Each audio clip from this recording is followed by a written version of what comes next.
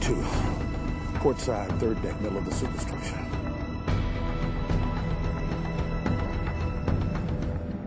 Fire.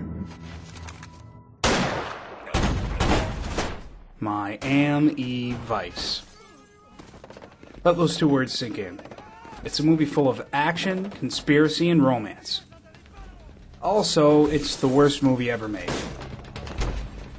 Miami Vice is Michael Mann's most recent film and a remake of the hit TV show with the same name.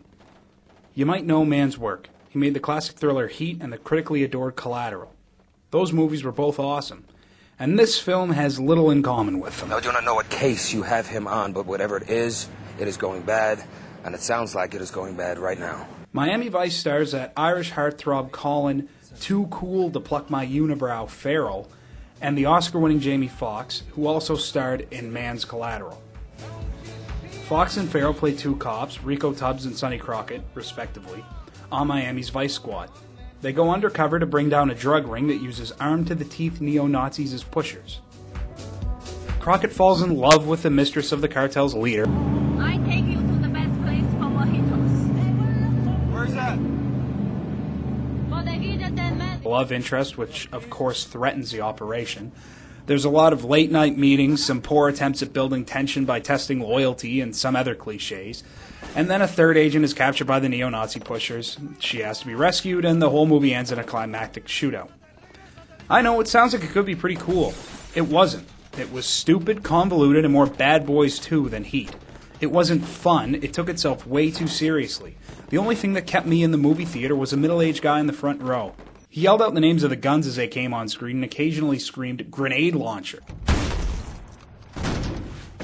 It might have been sad, but at least he was funny, one better than the movie could do. So what's wrong with Miami Vice? To start, Farrell and Foxx seem to think Miami's finest spend most of their time squinting their eyes and talking in detached, monotone voices. We like caravels and 727s to move the product from source countries to transshipment places like here. They look like 10-year-olds channeling Dirty Harry. We do go fastballs. So what's the wait? There was lots of crappy pounding music and swooping and shaky cameras that were fancy but not interesting. Plus, the writing was terrible. Here's an example. In this scene, Jamie Foxx is having sex with his wife. Listen to this. I'm just joking. Come on, that's an awful, cheap joke. That's a moment I realized I could have had more fun if I just stayed home, eating glass and punching myself in the kidneys like I normally do Friday nights. The problems don't end there. The shots are overexposed, which distracted me the whole movie. It's supposed to look gritty, but it's a cheap trick and it just seems arbitrary. Plus, Colin Farrell had a really, really stupid haircut. Yeah, but we had a problem before your client showed up. Somebody tried to rip off the load.